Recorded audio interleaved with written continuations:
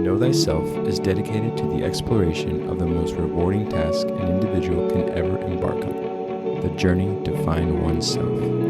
Our intention is to investigate the universal principles that have equipped our species to seek the treasure of all treasures, self-knowledge.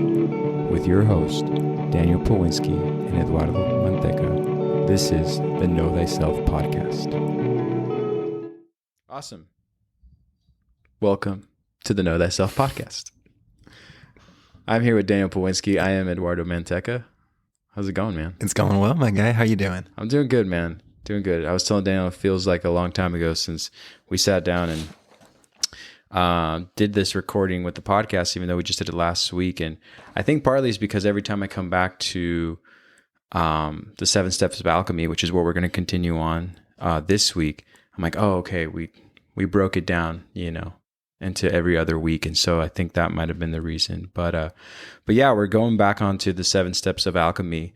Last week we touched on mission of the soul, or actually I didn't say we touched on, but we discussed what that meant and how to sort of clarify the definition for ego, since in the first stage of alchemy you have calcination, which talks about dissolving the ego. So we want to kind of clarify what we really were talking about when we were talking about the ego and what it entailed. And so this week we go into step 2, which is dissolution.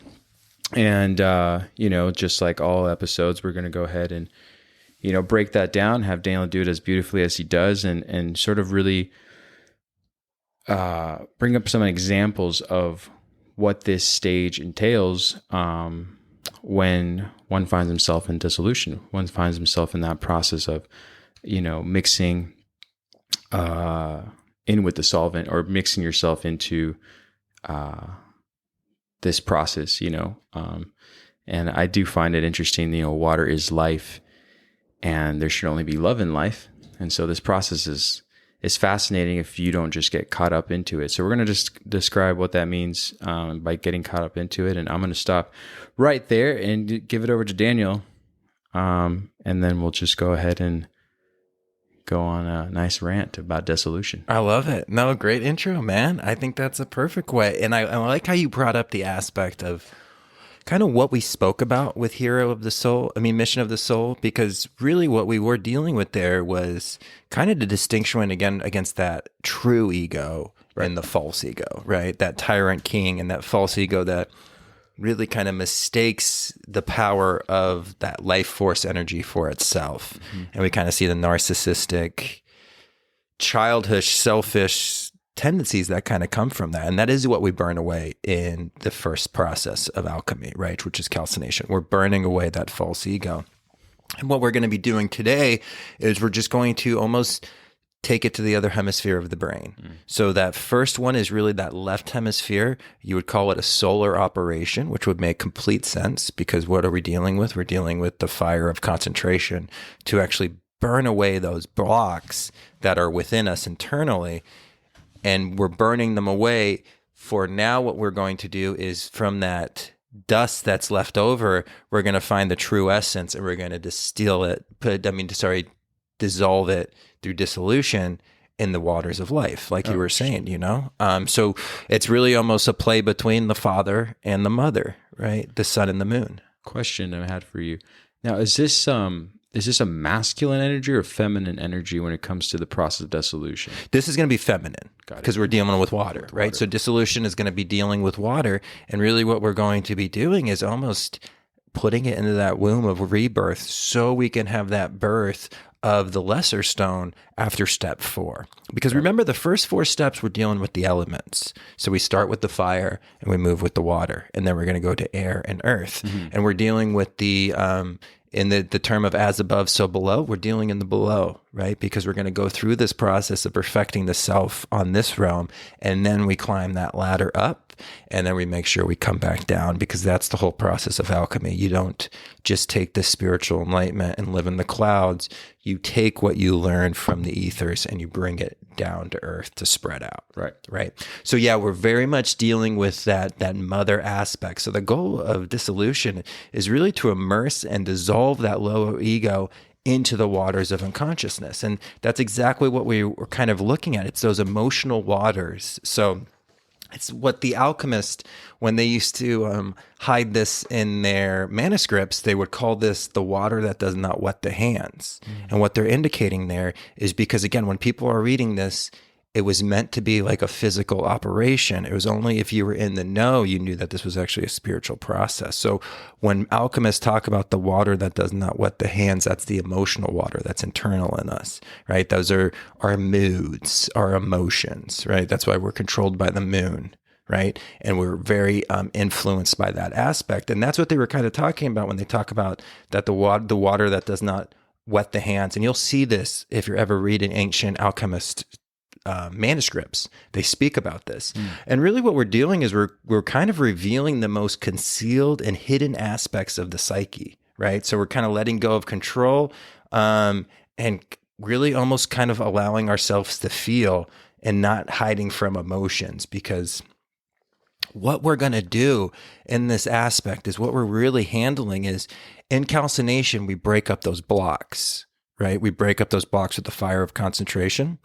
So what happens is we not only do we break up those blocks, and we need to purify that dust, that dross that's been there to kind of transmute it to a higher aspect. What we're finding under those blocks is emotional wounds.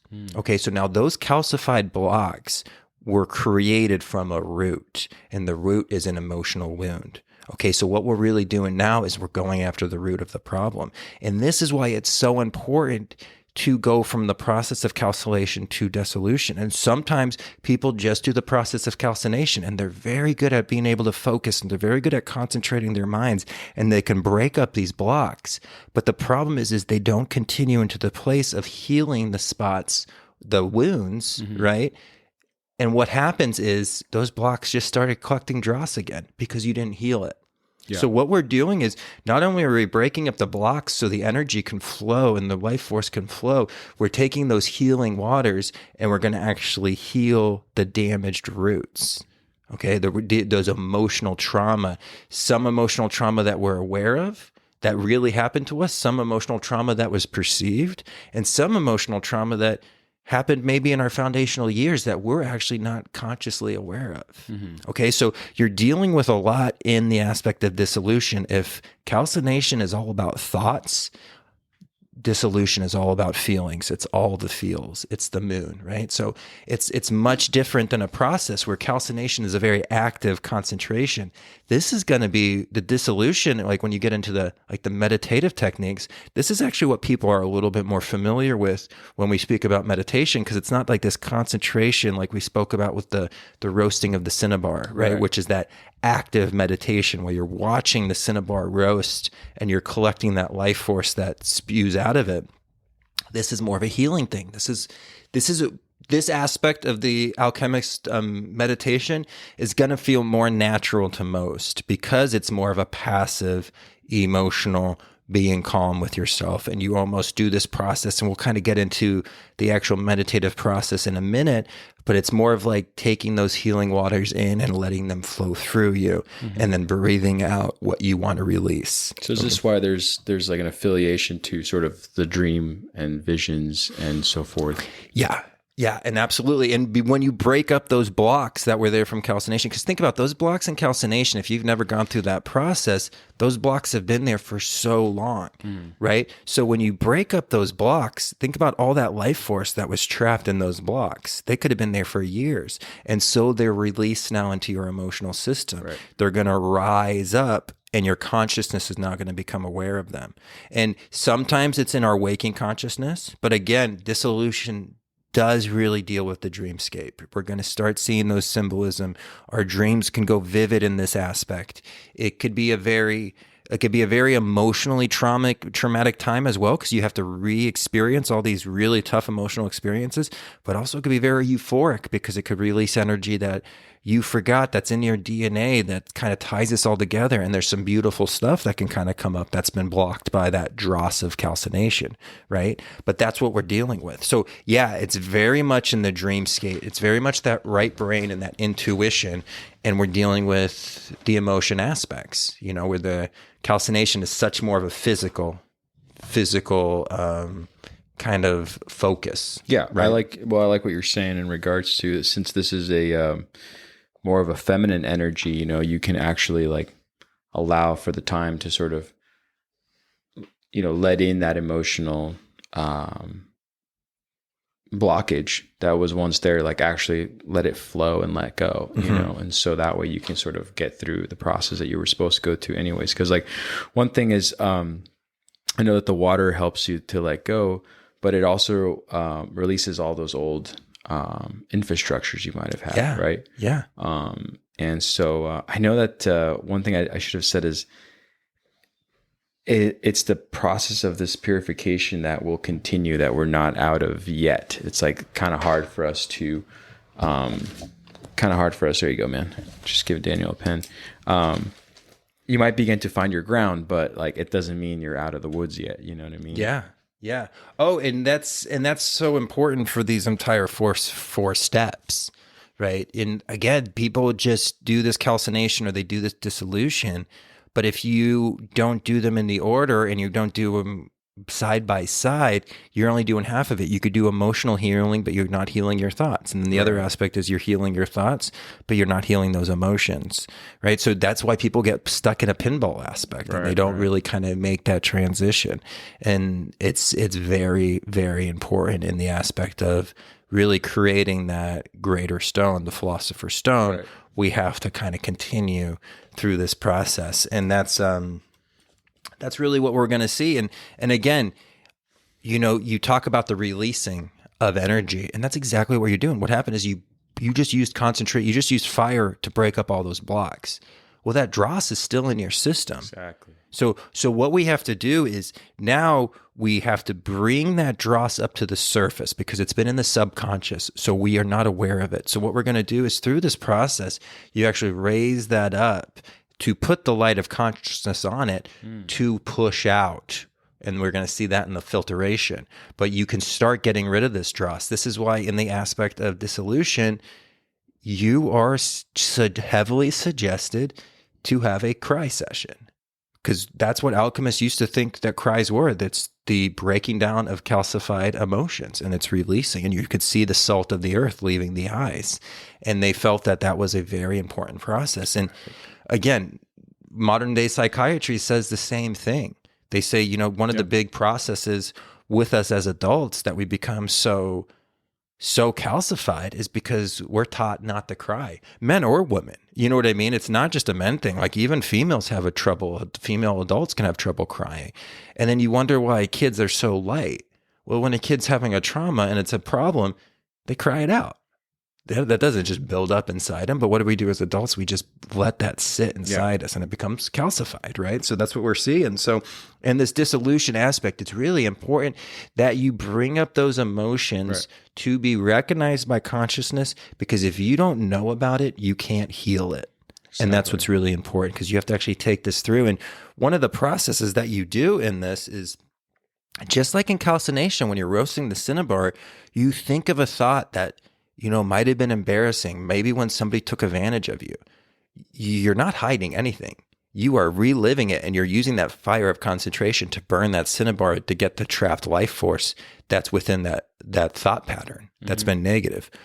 It's the same thing with dissolution. You don't hide from these feelings. Like you pull up the most emotionally traumatic thing that's happened to you that still brings you sadness, and you face it and you deal with it and you cry it out, and you experience all of those emotions, because what you're doing is you're putting a light to consciousness to something that you've hidden into the depths of your soul that you did not want to face. So what you're doing is you're facing it, but you're facing it with the loving, nurturing support of the mother. And and even though it's a very painful thing, it's really more of an allegory of the pain that comes with a childbirth, right? Because you're birthing something great out of this as long as you can sustain the pain. Right. You will get something that's going to be full rewarded. And when it happens, you'll always remember like, oh, that was a painful situation, but it's going to be worth its weight in gold 1,000%. Absolutely. Right? Absolutely. This reminds me, is this similar to, and forgive my ignorance to any listener, but this is the similar to that as an adult approaching or wanting to experience a baptize as an adult when, emotionally you feel ready to let go of so much of that.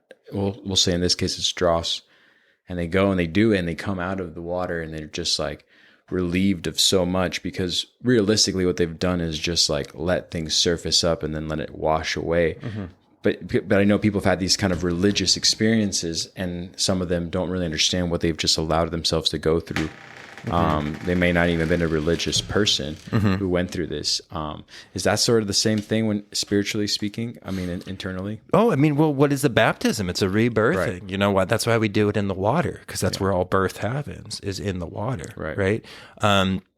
So yeah, that's exactly what we're kind of dealing with in that situation. And so what this is it's kind of an internal baptism, and it's happening on those. Again, you're baptizing with the water that does not wet the hands. Yeah. And it's that internal aspect. So yeah, that's exactly what they're participating in. But you've even seen that in people that are really stressed out and they're just like, I just got to get to the ocean. Like even people that aren't spiritual and they're just like, they've maybe had a traumatic event in their life. Like, I just need to get to a body of water. And it's not because they're like, it's toasty outside. I mean, it might be, but they want that rebirth of those waters, especially that salt water that's so powerful. And that was more to what I was alluding to, is that some people unconsciously just walk themselves to a situation where they're like, I need to just like release this buried energy, or there's like energy that's deep within me that's now surfacing, and it needs to come out, and it needs to sort of, let it be. Because it is fascinating. You're saying that we are taught culturally to hold in the tears, to hold in the emotion, until it's probably too much for us to carry around. Yeah. Well, you just thought it's cool that you just brought up these elements, because it's really funny when you think about it. Because think about it, like you go to the water for rebirth. You go up to the mountains for a higher perspective. Right. You go in the forest, the ground. You sit by a fire to burn away thoughts. Right. You know what I mean? And to burn away what's old, to create the new. Absolutely. We're always attracted. They are us. Yeah. We are them. You know what I mean? So it's our familiars. And so they call us home all the time. And they call us home for a reason, because we need to reconnect with that. We need to kind of go through that aspect. So, so high five a gnome if you see one. Oh man. Yeah, I know. And I know that in this stage, there still is there's still a lot of variables that are kind of hard to sort of, not decipher, but like to kind of get through in regards to, fear, the fear, the part of yourself that has let go of an identity is still sort of fearful because it doesn't know what's coming next. Mm-hmm. Right. So you're kind of not vulnerable, but you're still in a state that, you haven't, like I said, you could be somewhat in a process of finding your ground, but not fully. Mm-hmm. And that's okay. It's still part of the process. That way you don't get stuck in just that stage of calcination as you're talking about, where people are just going to go, okay, I kind of did my process, went through a traumatic experience, and that's that. It's like, no. Now you've seen it. Now you must feel it and then go on, the rest of the steps. But anyways.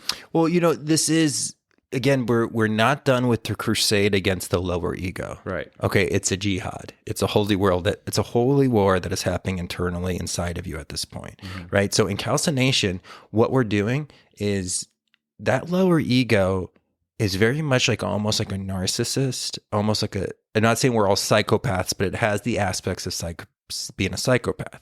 It doesn't want you to know that it's a psychopath, right? And I'm not saying everybody's a psychopath, that they just have their lower egos veiling, but the aspect that this thing is terrified of being embarrassed, it's terrified of being wrong, and it always wants to maintain its power because it knows it's not the rightful king. So it doesn't feel comfortable in that power, so it's constantly doing stuff to you so you don't see that it's the false king, right? So what calcination was really looking at is that helps us purify our thoughts, because when we're going through this process, it controls our thoughts and it controls our direction, right? And thought leads everything, right? As I think, so I feel, so I act. So it was in control of that. So what we did is we knocked that down and we burnt away his power there. And now what we're doing is we're letting the feelings catch up to the thoughts, because that's what it's been doing this entire time. That's why these blocks have been able to create it. And that's why more blocks have been created because of these wounds, because it wouldn't let us slow down to think. Right? It would not let us slow down. It's always just think, think, think, go, go, go. And again, how does our society really push for this calcinide and this dross to build up into us? Think, think, think, go, go, go.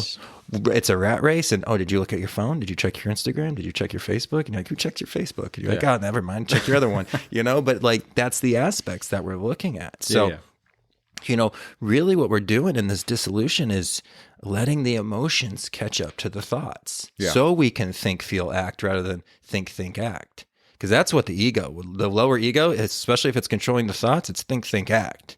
Like, don't worry about your feelings. Don't worry about that. Just keep going. Oh, you've been hurt? Bury that. Oh, you know what? There's a rug there. Oh, there's a closet there. Bury, bury, bury. Sure.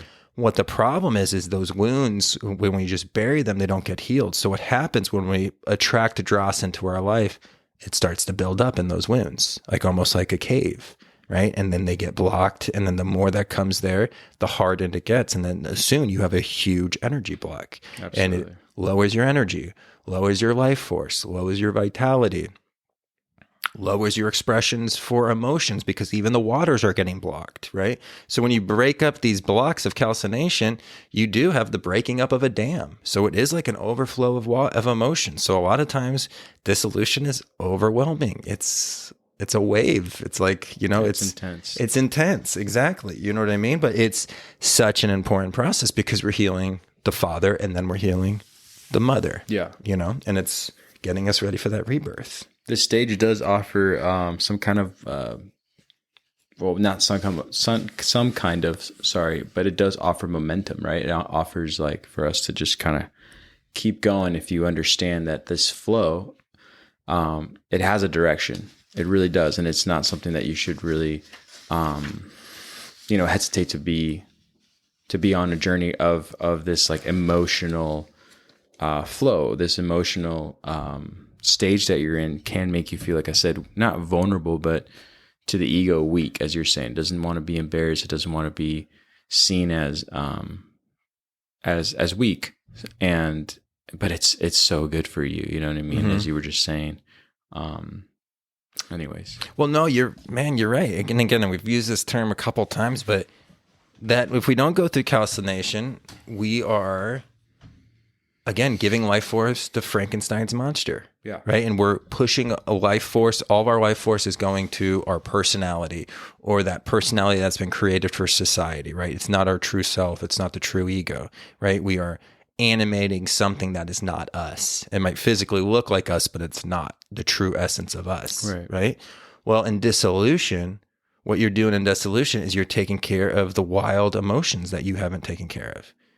You're killing the werewolf, mm-hmm. right? Who's controlled, who doesn't have any control over the full moon. So when emotions are at their highest, this person has no control and they become a beast, and they are causing damage to the society. They're doing the same thing that Frankenstein did, just in a different aspect. This is emotionally charged. That's like mentally charged, right? How do you take down the werewolf? The silver bullet, right? The lunar consciousness, the great mother. Right. And that is how you actually defeat that. And what are we doing here? We're applying that lunar consciousness. We're applying the water that does not wet the hands. And again, I'm repeating this because it's a very interesting concept that you kind of has to distill in you, and then you kind of see what we're talking about. But we're using those emotional waters. We're using the rebirth of all life to reborn our life, to give that kingdom back to the true king, to the true queen that is just lying dormant inside us, and we're just overthrowing that tyrant as we speak. Right? Yeah, one way or another, it will happen. I always think of the moments that people go through, especially men, but I know that men and women both hold on to their emotions tight, but especially men in their mid-50s to later 60s will weep at anything that just flutters a little bit of that emotional state, and they start to just, and they don't know what to do. Some of them either just let it be, and people realize that their father, uncle, friend, whomever the figure is, has lessened that grip. But it's not always the case. Sometimes some people still hold on, and you can feel it internally. So I like that when you're talking about and within calcination and the difference between meditations of one actually having to burn, and then the other one to actually have to go into a state of what we're more familiar with when it comes to meditation, which is an emotional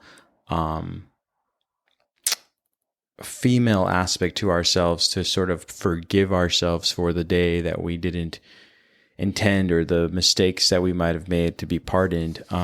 It takes that sort of other way of meditating through such emotional upheaval. So I think it's fascinating that there's different. I think that you're doing a really important thing by describing like why we must continue on versus just stopping at the first stage.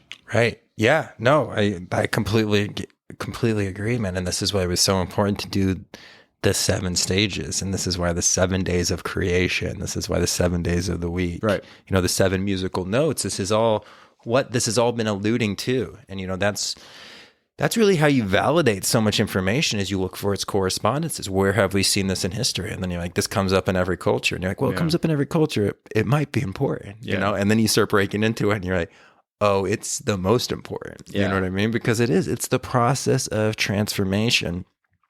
And as long as we want to actually start changing this world, we know it's an internal process that will be mirrored out into the external, and it's just really so important because, what we're kind of dealing with in this aspect is the tough thing about dissolution is we're dealing with stuff that is in our subconscious. So a lot of this stuff that's going to arise, we don't even remember and we don't even know about because we're not consciously aware. So again, this is very much this really much resonates with like Carl Jung's like the shadow self, right? Incorporating the shadow. That's exactly what we're doing in this process. That's what he was talking about, is because we're bringing the shadow up to the surface, bringing it up to the light of day so we can come consciously aware of it, right? And then we're going to discard what we don't want, that is not good. That's not good for the progress of ourselves. And we're going to find those metals that are beneficial, right? And it's very interesting because the metal that we're dealing with in the second part of dissolution it's actually not the moon like you would think, because the moon is actually the 6th step on the alchemical steps. And then gold is the 7th, right? So even in the first one, when we were talking about the metal that we're actually dealing with, we were dealing with lead, right? Because we're kind of doing the opposite. So we used the sun, that fire energy, to burn up the dross of the lead so we can find the pure metal, right?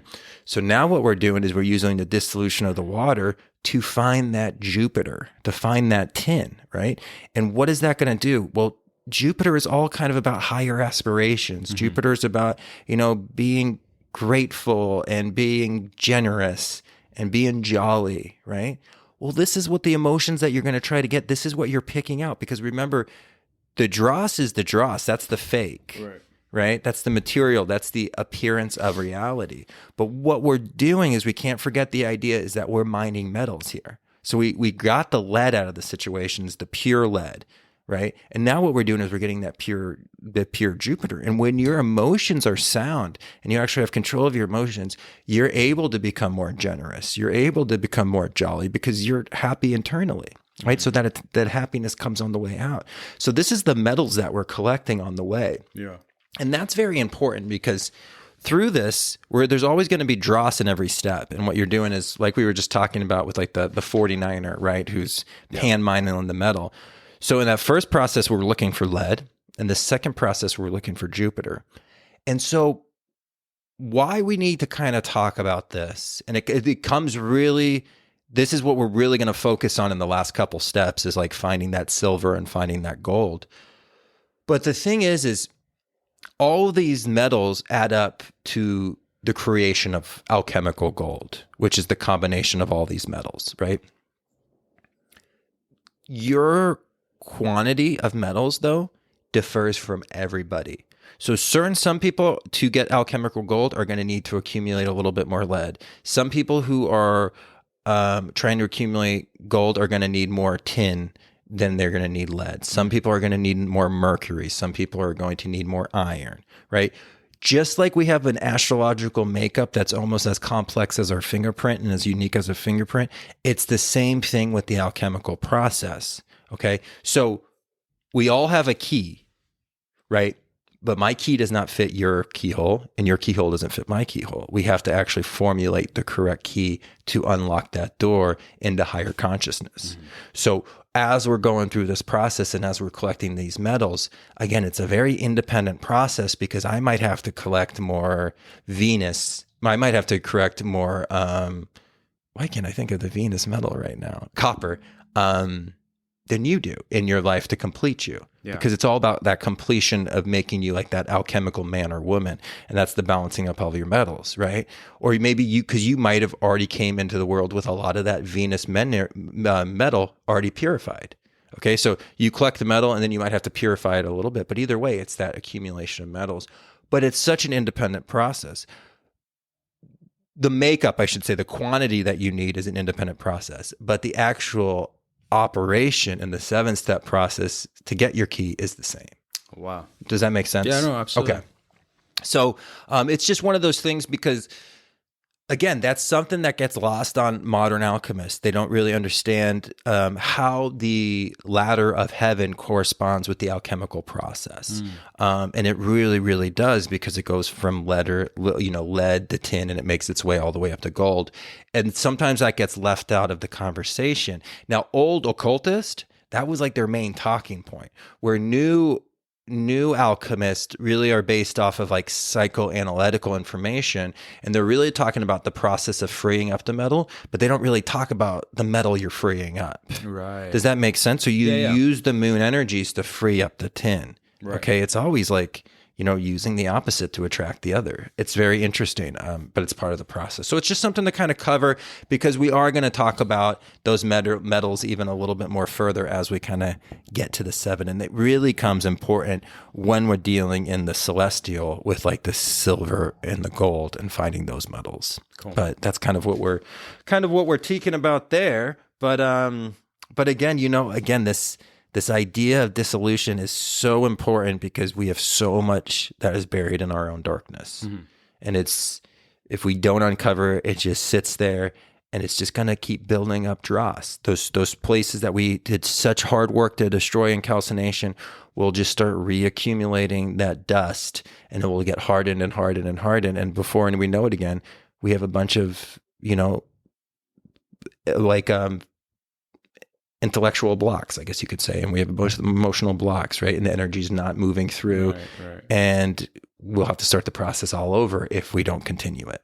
Yeah, I was actually fascinated by reading, and thanks again with the distinction between what you're describing within the psychoanalytical information that's out there that describes what this alchemical process is and what step is relevant to these discoveries in the last century that are easy for us to bring into this conversation, but it goes so much further than that. Some of these things that you might find on alchemy are sort of a newer age way of breaking down what the philosophy was, but then applying newer terms to it that were just discovered again in the last century.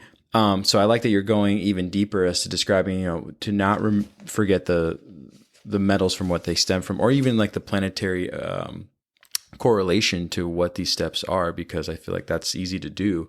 But yeah, I think another thing you just brought up that I wanted to talk about a little bit was you describing how easy it is to kind of get lost and let it start all over again. Just because I think that a lot of us see steps as like, okay, if I'm out of one room, now I'm in the next, there's only one way to keep going, but it's so much more complicated than that. It's like, no, the room that you walked into could be the room you just left last time. You create that room over and over. You know what I mean? You're changing your immediate environment through these 7 steps of the process you're going through, but it's not like you've left one and entered a new one as easily as, like I said, walking into one room and leaving another room behind. You make that room. You can remake that room all over again if you don't recognize the process that you may be lingering in. Does that make sense? And I find that a lot in some of the stuff that I end up researching is that they're saying, you might be connected to deity, you might be connected to a higher source in the process of dissolution because you're letting your guard down. But because you let your guard down, you find yourself in let's just say a hobby that is fulfilling that emotional state, but don't get so caught in that hobby that you're just back to being stagnant. You know what I mean? And that's something that I read that some people might do in the stage of dissolution, is that they find a way to connect emotionally to something, but then they stop right there. And then they kind of hide behind that stage of their life for a little bit longer, you know what I mean? And don't continue the path. So like, is that accurate? Do you think that's like something that more or less can happen to people along this process? Yeah, because when it's that releasing of those damming of emotions that have been blocked by that calcified lead, that dross of the lead, when that's broken up and we have this wave of emotional energy, it could be very, emotionally traumatic, and there could be a lot of pain. But there's also euphoria that will come with that because you're experiencing emotions again. And especially as adult, that's something that we don't really do. Like, it's hard for us to play. You know what I mean? Like, we can't do that anymore. We don't release and generate those emotions because they're calcified within us. So you do get that aspect of getting stuck in that euphoria. And that's why the philosophical understanding is so important to start this process, because you actually have a goal. It's not just to feel good.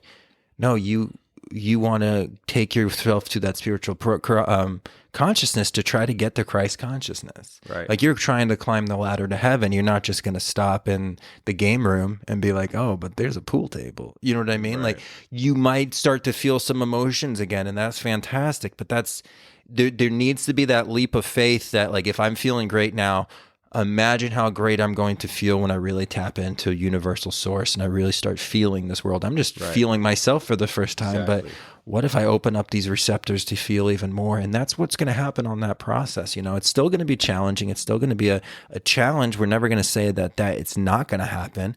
But you can get stuck. Okay. And we see this all the time. We call pitching a tent on the mountain to enlightenment.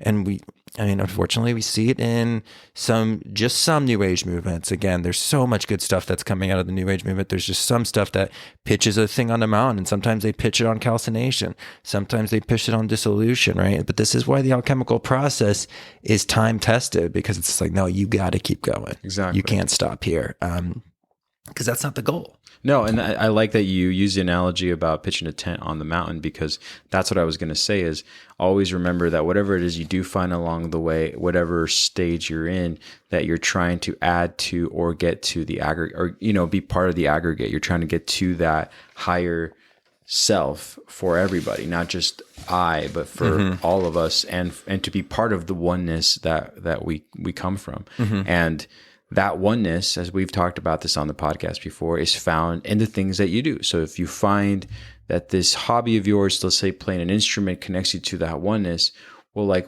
what more, as you're saying, can you do with that feeling and let it be something bigger than just like, okay, this one instrument, this one time that I get to sort of share my talent with others. It's like, no, there's more to that that's within you that should be expanded on along the way. So yeah, I like that. I like that analogy. So yeah, no, man, I think it's great. And what we're dealing with, again, in these four elements is we are, taking out the oppressor.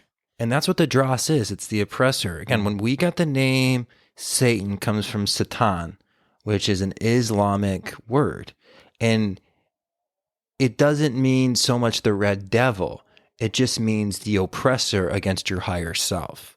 So what we're doing is when we're burning the dross, we're burning away the oppressor. When we're dissolving, we're taking the ashes that were the oppressor, and we're dissolving it in water, just like you dissolve Kool-Aid in water as well. It's the same process. That's the alchemical process we're talking about. Taking the powder that you formed through calcination, and you're putting it in the water and dissolving it into the water for that rebirth. Okay? So I never want to, because we are students of duality, and I understand because occult students get very upset when you say stuff against like the idea of fighting the devil or fighting Satan, because they're like, no, it's a world of duality. Like, we need evil to know good. And I'm not saying that that's not the case. Right. But I don't need the oppressor in me. I can see that, yeah, it's in the universe, and that there's a force that's in the universe that has to give us this duality so we understand it. Doesn't mean it gets to live in my home. Right. Do you know what I mean? It doesn't, Brother Ali, this great rapper from Minneapolis, right? He's got a line that says, I kill the devil wherever he resides. Even if he's hiding in me, he's got to die. And I just think that's so powerful. And again, I know some of the cultists are going to get so mad at me for just saying that, because they're like, you need the devil to know the light. And like, again, and I understand the whole series and the story and the deep story of the devil, but I'm not denying that energy does not exist. It just doesn't have to exist in me. Right. Well, it doesn't have to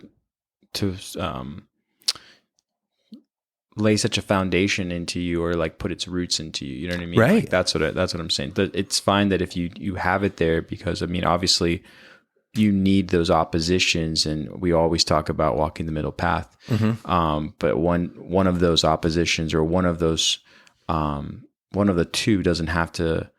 If you have a choice, you can choose which one can live in your home. You know what exactly. I mean? And you make that choice. Exactly. Yeah. And you make the choice. And it's again, it's just like, we understand that there's the, that polarity of the love and the feel and the light and the absence of the light. Like, we're not denying that one bit, but it's just, we can harvest what we want. It's like, if we're going through this alchemical process, we're destroying this dross, we're destroying the material. Right. And like, the material world, that's fine. If you want to say like, oh, but this is his world, it's, there's one Lord of the Rings and he rules them. It's like, that's fine. Like, that's totally fine. I completely understand that. But, from what we studied in the mission of the soul, I'm not just a physical body. Right. I have an astral brain. I have a spiritual body. Trying to make my way up to an angelic body, right? Putting my resume in. Hopefully they accept it. But we have all this process of climbing up that ladder, right? Yeah. But it's just that aspect, So again, why I bring that up is because some of our listeners have a Christian background, and this will resonate with them. That oppressor.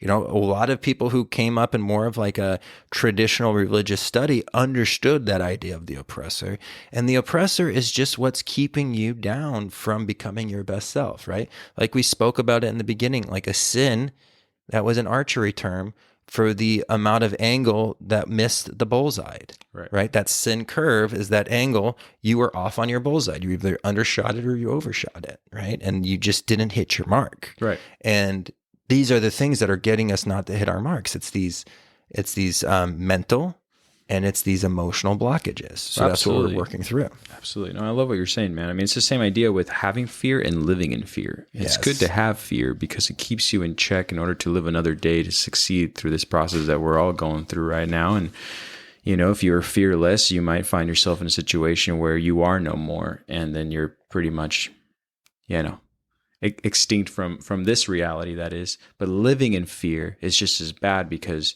although you're living, sadly, your home is occupied by that oppressor. You know what I mean? So it's this duality is necessary for us to have in order to like distinguish between one or the other, but it's also a choice we make to take on that energy and either rule us, or we use it as a tool in order to maneuver through this. You know what I mean? So right. Yeah. So I hear what you're saying in regards to everything. So yeah, and two, one thing that we didn't bring up quite yet that's so important in this dissolution process is because this dissolution really is the causality of a lot of those mental blocks that we talked about, right? This is what causes those calcified dross of the lead blocks that we broke down through calcination, right? Mm-hmm. Well, the problem is the wounds, when we have these emotional wounds and we don't actually recognize them, not only do the blocks on top of them get bigger, but they go deeper down into our subconscious. And so those roots now have the opportunity of sprouting up in other aspects. So this is why it's so hard to take the conscious mind to deal with the emotions and not break up those blocks first, because you're going to see these blocks kind of spurting up into so many places. but it's like it's like when you're ever like derooting a backyard and you pull up one root and it just starts connecting and you're just pulling it up and you're like, how far, where is the actual root on these branches that are pulling out of the thing? Because you're not actually at the source of the actual main root. And that's what you're going to see. You're going to see the development and the blossom of this terrible, hate and fear blossom up through the emotional core because we didn't heal that wound, and it goes deeper and deeper the more you don't pay attention to it, right? And then it sprouts up, and it's hard to actually put a finger of where actually this energy is coming up. So that's again why we have to do the calcination first, and then we heal the entire land of the dissolution, because it's hard to figure out where those roots were. Because again, if it happened in your first 3 years of life, there's a very small chance that you have an active memory of it.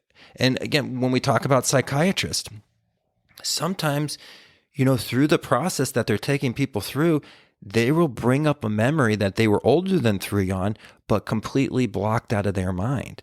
This is how you do traumatic brain damage to people, like where you actually manipulate them. This is what the whole Monarch operation was about. You did traumatic brain damage to people through traumatic things that you would do to their mentality, that they would block out the entire situation, and then you could actually control them, because it's such a mental block that they will actually block it out because it was such a traumatic experience. That's what it is. It's trauma-based mind control. And how you do trauma-based mind control is you do such a traumatic event that they actually block it out, but that block is there. And so what the people that do that utilize that is they attach words to it, and when they speak that word, you go into that mindset and you actually can be controlled. Right. So we have these traumatic events that happen to us that we've even blocked out. Absolutely. Right. And then if we don't pay attention to them and they stay hidden under the rug or in the closet, they get deeper and deeper. And then those branches go out into different areas. So it's hard to tell where it's coming from. So again, this is why it's so important to do it in this process of the burning of the fire and then the rebirth in the water, because you're really almost rebirthing your entire subconscious in this aspect with the loving energies of the mother. Absolutely. No, it's super well said. I know that people have had their experiences with everything you just mentioned, whether it's with psychedelics or even like a practice such as yoga, where there's the pranayama, fire breathing, then there's this meditative state afterwards. And that's just a mimic of everything we're talking about. Yeah. You know what I mean? So, but people don't know about it though. So if they do a ceremony, whether it's with ayahuasca or even cannabis, sometimes you'll hear people talk about their experiences on cannabis going like, oh, I don't really do that anymore because it just sort of makes me feel bad about myself. And it's like, no, I think what it's doing, in my opinion, is it's allowing you to open up and witness some of those wounds. Maybe they're not as deep, but they're somewhat apparent to you. And sometimes it might not just be the right time and place for you to tap into that. So that's why people are like, hey, you're all right. And you're like, I should have never yelled at my cat that one time. Right. And people are like, wait, what are you talking about? You're like, oh, nothing. Like, oh, where'd you go? And it's like emotionally, you will find probably answers a lot quicker through such modalities, whether it's a physical one or a mental one in regards to like some sort of psychedelic or whatnot, but they're all there for the grabbing if you really go deep. Do you remember when we were at your mom's house and we were really jazzed about the little weed plant that you were growing in the backyard? Oh, and then we look out the window and Luke's got it in his mouth. My dog, my poor dog. Oh my gosh, I felt so bad that day. Yeah, I think after we had come back from Australia, or there was a trip in between that. Yeah, I don't remember because I left for so long and I came back and I was like, oh, it's going to be real big, and then I'm like, let me show you what it looks like now. And Luke just met us at the door with it in his mouth. It's like he knew it was happening. Yeah, but like, this? That dog went 2 weeks without touching it. Now when I want to show it off to my friend over here, you're like, yeah, I got it. Luke was the man. Rest in peace, my friend. Oh, that's funny. But yeah, man, I think it's, again, we're dealing with the sun and the moon, the mother and the father, and we're really dealing between that left side of the neocortex and the right side of the neocortex, and going through that alchemical process. So again, I think it's really great that we're able to do episodes like the esoteric brain, going through the planets, going through the elements, because we're utilizing all these skill sets in this alchemical process, Right. And I love how you brought up the aspect of yoga, because you're right. Again, we're you've seen these terms before. This isn't new stuff to you. It just might be a different term. So like all of our students of like Eastern Hinduism and esoteric Hinduism and esoteric Buddhism, you will recognize some of this stuff, even if they're not talking about alchemy, because you do see it in the yogic practice very often. But, one of the things is really, because we did kind of talk about the roasting of the cinnabar, I do kind of want to talk about the Bain Marie aspect of meditation. And it's very much kind of what we already spoke about. And one of the cool aspects about dissolution is, which would make sense, where we learned the most from dissolution was from the female alchemist. And that's what's kind of cool about alchemy. When we were even in this really patriarchal society in the West, alchemy, was kind of illegal. So if you were cool and you knew what was going on, it didn't matter if you were a boy or a girl. Like there's some amazing female alchemists, like the individual that kind of came up with the Bain Marie, which is actually a scientific tool that we still use. She did a whole recital of the Emerald Tablet in her dialogue. She did the whole thing through the perspective of water. And, as I'm learning more about the influence of the sacred feminine in the mystery school traditions and really what the Rosicrucians and the Rosy Cross meant. And we're going to kind of go into this because there's been some really great research done on the Renaissance and the troubadours and really what they were kind of processing through this aspect and trying to kind of talk about. And I'm really excited to kind of go into that operation. But the alchemists very much that gave us dissolution, that really helped break us down, were females. And that would make sense because this is such a lunar understanding and they have it intuitively in them. And they've got that connection to the moon. They've got that connection to the menstrual cycle, right? And they experience this aspect. So really what we're doing with the dissolution meditation is, again, we're quieting our mind. We're not really focusing on any kind of thoughts. And what we're dealing is our breathing in is we almost are imagining that we're taking in warm healing water from the mother. And we're taking that in and we're letting it run through our body. And we're kind of taking in a deep breath, but we imagine it running through all of our body and almost picking up those wounded emotions, almost picking up the wounded aspects of ourself and kind of pulling it up to the surface. And then what it does is it heals the surface so it can start to build anew, and then takes out all the dross and goes out with the outpost. So the outpush. And you want to, just as you breathe in really, really deep and slow, you want to push out really deep and slow. And that's, again, it's a difficult thing and it's going to be a process that you kind of work through. But this is a great meditation to do even if you just went through like an emotionally strenuous thing. Maybe you had a fight with a friend, a fight with a family member, and it's like you get in your car and you're about to drive, like do this process a couple times. And it's one of those nice ones that you can do in the moment kind of thing and you can tap into it. But it very much is, again, it's a little bit more active. We're not, when we get into the next ones, that's going to be really like air, where you really just kind of let the energy prop up. You're really trying to feel the emotions in on this one. And if you do the Bain Marie and you pull up a really painful emotion, don't push it back down. Feel it, go through the whole experience, and then let it go. Right? Because we have to witness it. We have to put the light of consciousness to our wounds or they will never heal. Absolutely. Right. And you must purge it out. Yeah. Yeah. That makes me think of the story of there's this guy I met in, you're talking about like being able to like witness it and then basically purge it out. But I met this guy and I was in Joshua Tree and I was sitting in ceremony. And when we got there, he knew this was my first time. And he comes up to me. He's got a big smile. And he looked like the sun. He just had this big, big personality. And he's like, "My name is Paragon. What's yours?" And I said, "Oh, my name's Eddie." And he's like, "Hey, nice to meet you, Eddie." He's like, "Why are you here?" And I start to tell him why I'm there. And he listens like just so intently. And it was great. And I said, "Well, why are you here?" And he describes to me about how he was feeling ill 3 years prior and didn't know why. And he was working for the University of California, and he ended up getting some labs done, and they find out that he has basically a terminal cancer. And so he doesn't tell his family. His daughter was pregnant with what is now his granddaughter. And he says, "I didn't know where to go. I didn't know what to do, but I knew that emotionally I couldn't process it enough to really get a grip on it. So I came out here to the desert, and he said he sat in ceremony. He never sat in ceremony before. And when you sit in ceremony, and I don't really talk too much about ceremony, but I am right now a little bit. My understanding is, you can, depending on who you're participating with and who the healers are, you can choose to take as much as you need to take. And he ended up just taking all that he could take. And I'm talking about ayahuasca for context sake here. But he ends up going through it, and he didn't come back until the next morning. And he says he found himself above anywhere he's ever been in space and time. And he saw a female. And he said, I'd never seen this female, but I knew her. And I knew that I was either dreaming or hallucinating. I wasn't fighting it.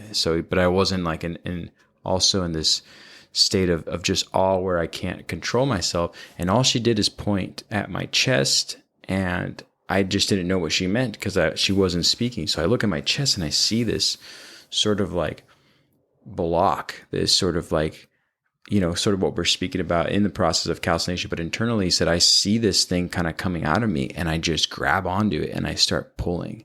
And he said he pulled, and then he pulled, and then he pulled. And all of this black stuff would leave his body. And he said he did that the whole time until he was returned back to his body. He said, as soon as I was done with one portion of my body, I was asked by her to move to another. He said, fast forward 2 months after, I ended up going to get more tests done. And one doctor turns into 3 doctors, turns into 4 doctors from the university, walking into my room saying, whatever we found that was cancerous is no longer in your body. So you can't go home yet because we have to run a lot of tests because this is unheard of. And he's just crying as he's telling me the story. But he was also just like, not surprised, they were like, what happened? What's changed? And he just said, I just really needed to take care of things that I never did that were so embedded in me. And so that's his story. I'm not saying that that's something that is going to happen to anyone and everyone, but it's interesting that it all falls along the same conversations we're having here about whether or not you use a form of meditation or, again, some kind of hallucinogenic or something that aids you. But I do find it very interesting that these things that are found within reach for us as human beings are there for us to sort of go through these processes, or at least aid us in the process. So, but yeah, I'll never forget when that happened. And then 5 hours later, I found myself in similar position as him. And I was like, oh my God. Amazing. That's amazing, man. Paragon, dude. Paragon. Good guy. But yeah, so it's very real, man. If we don't take care of these things, I don't know what they will turn into, but yeah. Yeah. No, that was fantastic. Thank you for sharing that. Yeah. So Dissolution, I mean, I love that we're still going through this process, and, there are, 5 more to go and 2 more to go within the elements, right? Yeah. So we'll be taking air next. So that's going to be really great. And it's going to really kind of help us see how we kind of filter out the stuff that needs to come out. And it's a beautiful process too. And again, it's going to take a little bit more abstract because the first 2 we're a little bit more comfortable with that process because we do these processes of the breaking down of the mental and the breaking down of the emotions quite often, but never really in this order and never really in this determination to keep it going. Right. Because it's all about getting that onward going on right now. Absolutely, man. So we got separation next, right? Yes.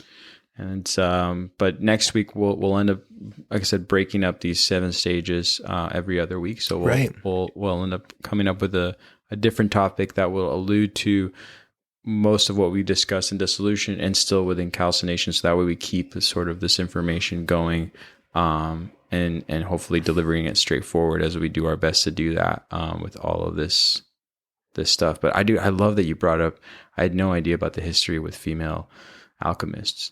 That makes a lot of sense. Oh, and the mystery schools, like if there was a mystery school that didn't allow females, there was a corresponding mystery school. Okay. And we have to really start to understand too, that if we go back down to prehistory, like mystery schools were probably more of a maternal thing. Like we had these women shaman leaders And there's just such an energy that kind of comes with the female, and it's so important. And I think part of our esoteric experience now is taking the left, the masculine, and the sacred feminine. But it's such a powerful thing. But there's a whole study that I'm reading right now that I'm really excited to break down for you guys when I get a little bit better of a grasp on it. But it really kind of paints the picture of just how deep this goes back. So they've always been a part of it. And again, like that organization that we spoke about last week, the Brotherhood of the Light, they claim that they can tie their roots all the way back to Egypt, right? They feel that they've got like a school that goes all the way back to that time. And what actually separated them from like the ancient Freemasons was the Brotherhood of Light always allowed women in. And it was actually like combined together, which is really fantastic, And again, it's so important too. And I was just having this conversation with Johnny. It's so important to have a male and a female teacher and having male and female voices in your esoteric understandings. Really push to, if you're reading a lot of females, push to read some more males. If you're reading a lot of males, push to read some females. And again, if there could be somebody who's a male that kind of speaks through that female outlet, and there could be a female that kind of speaks through a male. I'm just talking about the energies, like not talking so much about the gender, the physical gender. I'm talking about like the energy that they're presenting, and what they're speaking through. But it's just so important to get both aspects of it, right, the left and the right hand path, and understanding, really what kind of comes with that. And I really think as we kind of grow this organization, the goal is, as we grow and we really try to make more of an online school, that we get some female teachers in here that can really help open up that right side of the brain for Absolutely. Us, and kind of get more people together. And then we're just planning on being traveling gypsies coming to a town near you. I love it, man. It's going to be the best. It is. Yeah, I can't wait. Well, I have nothing else to add unless you do.